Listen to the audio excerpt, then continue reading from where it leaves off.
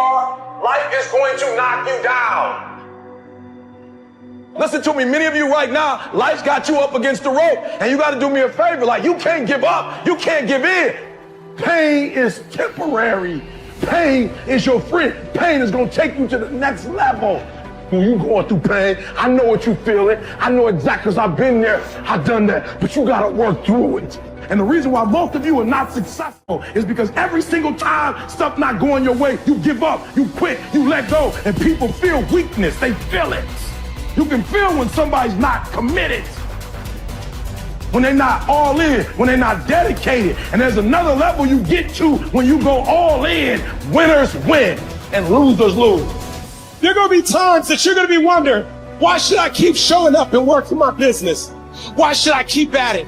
Why should I keep showing up to the conventions? Why should I keep picking up the phones and making the phone calls? Why should I keep fighting for my goals and fighting for my dreams? And what I want to remind you is that you got to show up for your life regardless of the circumstances.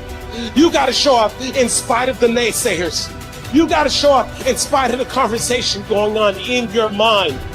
You got to show up for your life, because if you don't, nobody else will. If you want unreasonable results in your life, you've got to be willing to be unreasonable. Part of being unreasonable, you don't judge according to appearances. Part of being unreasonable, you can see it because you believe it. You must have the faith to call forth those things that be not as though they were. You've got to decide, I deserve this, and I'm going to have it. You've got to say yes to your life. You've got to say yes. Yes to my dreams. Yes to me. Yes, I can make it. Yes, I can.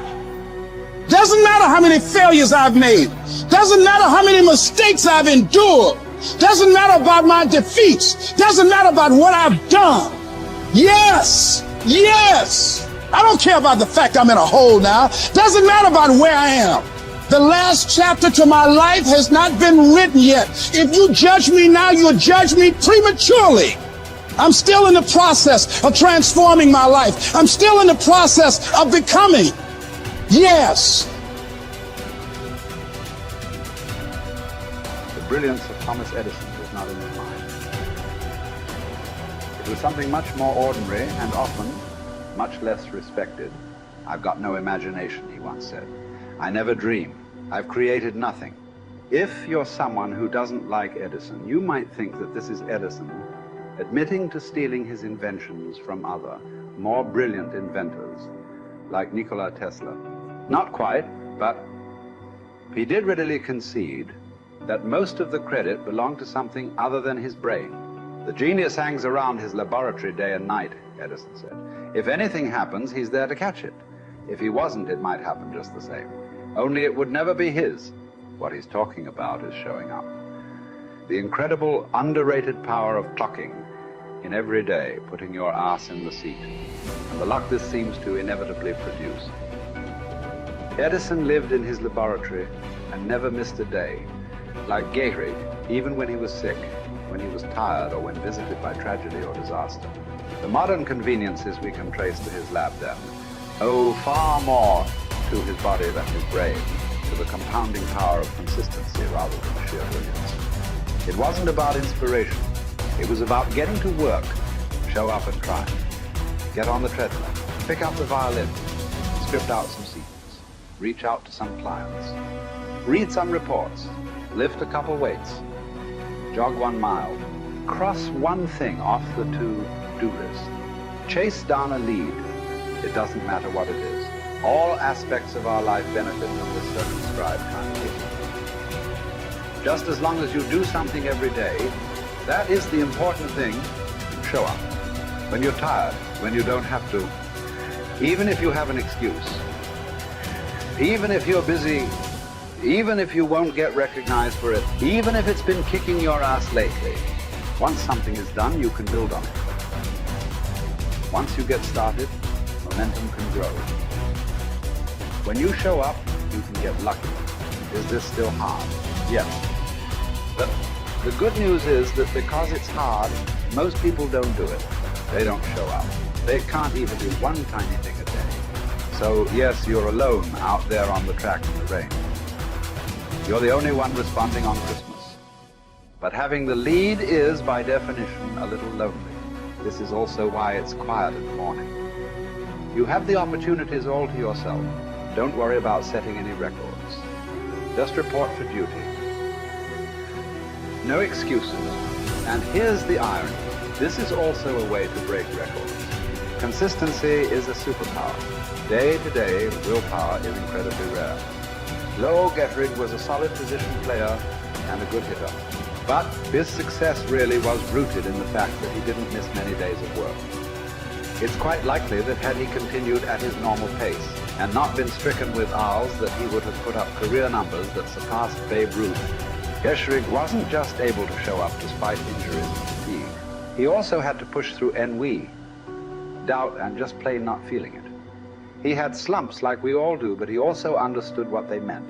As a minor leaguer, he had struggled at the plate and thought about quitting. The Yankees' owner sent down a scout to walk Gehrig through the very basic math of a batting average. A good hitter hits 300, and hitting 350 is terrific. Hitting 400 is almost unheard of. What does that translate to? Missing on 6 tries out of 10. A hitter can also go days, weeks without touching the ball. That's what the scout told him.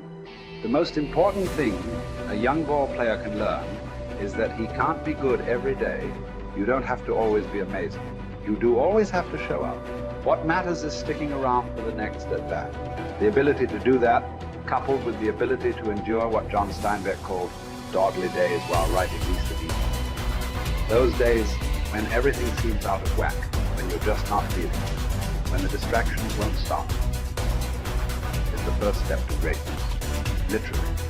You cannot be great without the self-discipline to do that. One thing a day adds up. Each day adds up.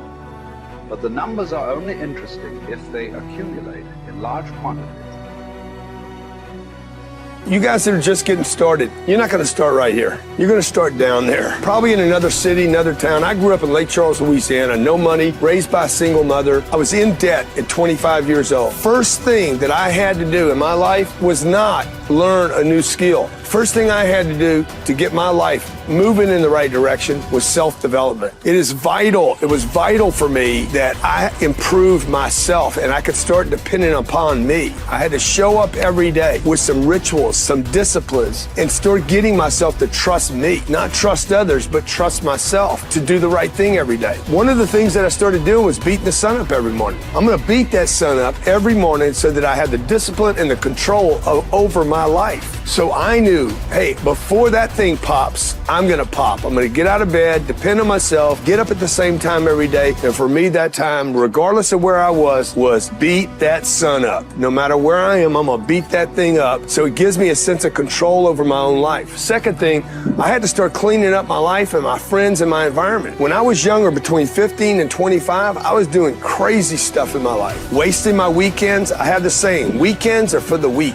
I was drinking, fooling around with a bunch of bad things, bad people. At 25 years old, I cleaned it all up. Quit going to those places. Quit hanging out with people that did not have ethics and discipline in their life. I wanted to build something in my life. I wanted to become someone. And to do that, to become someone in the eyes of the world, just beating that sun up every morning gives me the sense of accomplishment that I did what I said I was going to do, that I woke up when I said I would wake up, and I start building respect for myself, start believing in myself so that I can go out into the world. And maybe today when I go into this meeting that I'm dressed for, they'll believe in me as much as I believe in me, and that'll show up in a contract, a deal, maybe even some money.